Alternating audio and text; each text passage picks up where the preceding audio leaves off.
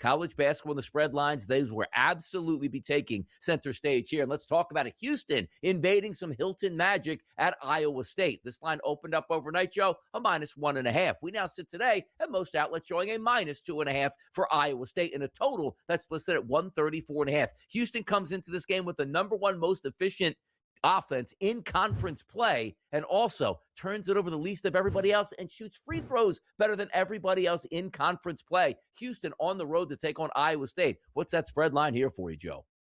Well, I mean, have you noticed there, Donnie, what that graphic said, that Houston is getting points? Donnie, they're actually getting points in this matchup here. So, and it's been a hot minute since we were last time that Houston was actually getting any points here. But listen, Iowa State, nice win over the weekend. But listen, over the last month, they have not been a wealth of consistency here. Now, Hilton Magic is a real thing. That stadium is no joke where they play there. I mean, that's in Ames, Iowa. They are going to sell out. They are going to be standing room only. It is going to be a crazy place. But since when has that ever bothered Houston?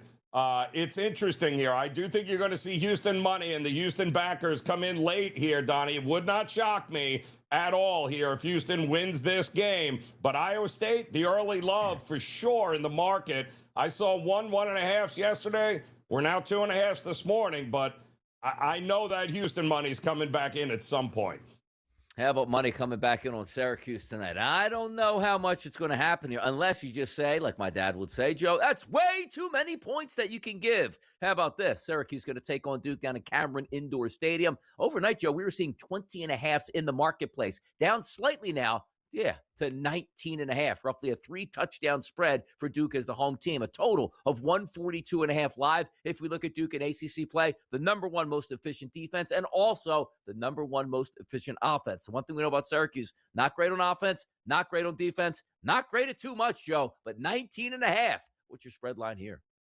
And they've actually been kind of competitive here, Donnie, over the last couple of games. Listen, it's never been a shortage of talent when it comes to Syracuse. There's some questions about, maybe a lame duck head coach here, that the Orange are going to move in a different direction, but they've actually been pretty competitive here. The Blue Devils, well, since their last loss, they just go scorched earth here. They've won back-to-back games so far here since that loss, and it feels like, call me crazy. I mean, they embarrassed Clemson over the weekend here, and it feels like this has got embarrassing written all over it here for Syracuse. But don't be shocked if Q's gives them a run for the money, at least early, Donnie, here. But we could get this thing to 20, maybe even 21 points by the time it tips off later tonight at 7 o'clock.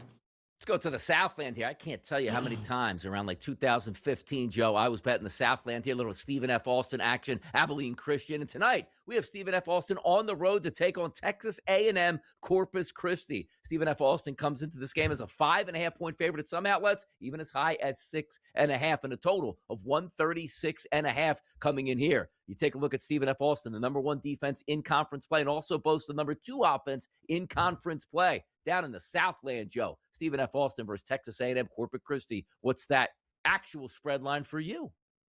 The Lumberjacks versus the Islanders right here tonight. But Stephen F. Austin, the class of the Southland, I mean, 16-1 in conference play here. Undefeated at home, Donnie. 14-0 as a matter of fact. But it should be noted that these two teams met earlier this year. And guess what? 2 months ago, back in January, Texas A&M Corpus Christi beat Stephen F. Austin 69-60 here, which explains why this number isn't much higher. You're talking about the Lumberjacks, usually a double-digit favorite over just about everyone else in the Southland, but they've already tasted defeat here with Texas A&M Corpus Christi. However, I doubt very much they are going to get swept by them here. Feels like you're getting a little bit of a discounted price, kind of like what we're getting with Stephen F. Austin here tonight. Let's get the binoculars out. Why? We're not talking about a game tonight, Joe. How about a game tomorrow on the 17th on a Tuesday night? That's Miami of Ohio on the road to take on UMass here. What's not to love about Miami of Ohio's offense? It's absolutely fantastic, Joe. They get to the free throw line. They shoot the three-point shot. They shoot the free throws very well with a high percentage here. Let's get the binoculars out, as I said. What's going to happen tomorrow with Miami, Ohio on the road? That's your squad here. Well, exactly it. And Miami of Ohio is one of those teams, yes, undefeated here. And they are going to have to keep winning games, Donnie, unfortunately. And they're going to have to do it right through the MAC championships, because if they don't, the at-large bid probably going to escape them. So every game from this point on for them is, yes, must win, not just to keep the unbeaten streak going, but you can ill afford to lose a game, especially coming up in the MAC tournament, and expect to make it to March Madness. I'm rooting for them, Donnie. You know that. It would be great to see them, but they got to take it one game at a time here, especially tomorrow against UMass. By the way, I love the matchup for Miami of Ohio, too. You get to the free throw line for Miami here. You get a lot of fouls from UMass's defense, and also three-point shooting. It should be unlimited for Miami tomorrow. Coach, I want to talk a little college basketball now, and you as well as I and Joe, like we enjoyed in the 1980s and early 1990s. Big East was the basketball conference you had to enjoy. We got a little bit of that flavor. Here's Rick Pitino talking about Providence and St. John's, the Rumble. I think you saw it as well as me, but I didn't have the film in front of me to look at everybody. But, you know, you're not supposed to come off the bench, but you can't let your players get beat up. You know, so. Did they tell you what Dylan did? Because we didn't. I didn't see it. You know, look, it was a tough game to officiate. Certainly, the crowd, I think, lost objectivity of what they're here for. If they're just here to poke fun at Bryce Hopkins and not get a win for the Friars, that's not the Friars I remember in '87. So I think you got to try to win, and we're really excited to get a W, because we were without a lot of players, and we still came away with a victory. So I'm proud of our guys. Look at that, Coach. Big East basketball feels like it's back. Listen, in the 80s, that was just a day that ended why in the Big East when you had fisticuffs. But listen, Rick is right. They have not been relevant since either the short time with Ed Cooley or in '87 when, obviously, you know, he took his team to the Final Four with Billy Donovan. But for Providence, it was just a bad of all accounts. You know, I talked to some officials, and it was a tough game to officiate. They did the right thing throwing the guy out, throwing Powell out. Obviously, he got 2 extra games by the Big East. Kudos to the Big East for adding on to his suspension.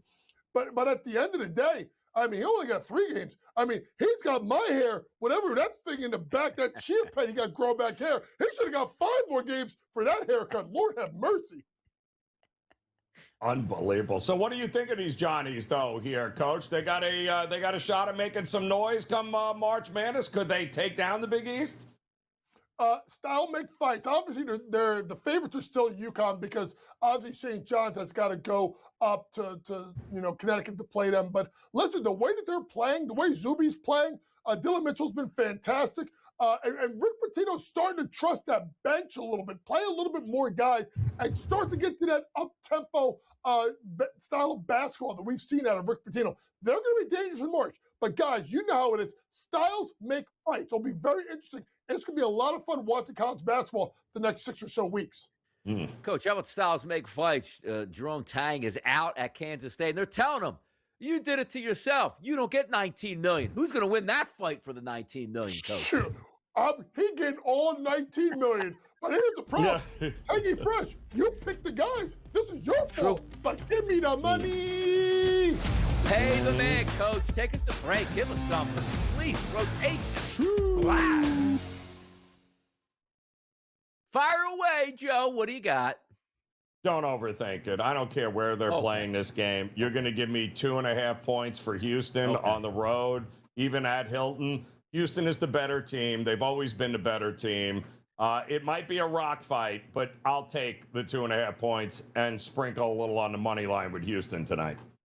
I hit a team total to the under on Friday. I'm going to do it again on a Monday here in college basketball. Drexel's defense, number 2 overall in conference play, going up against Stony Brook. Stony Brook loves to shoot the three-point shot. You know who's great at chasing you off the three-point line? It's Stony Brook. How about this? Number 2 in conference play for offense for Stony Brook at making the three-point shot. Who's number 2 at defending that three-point line? Oh, yeah, once again, that's Drexel here. A slower game, a slower tempo. Stony Brook, team total under. 68.5 for me, Joe. They ain't getting the 70. They won't do it. The Seawolves. Yeah, not going to get it. Not going to happen.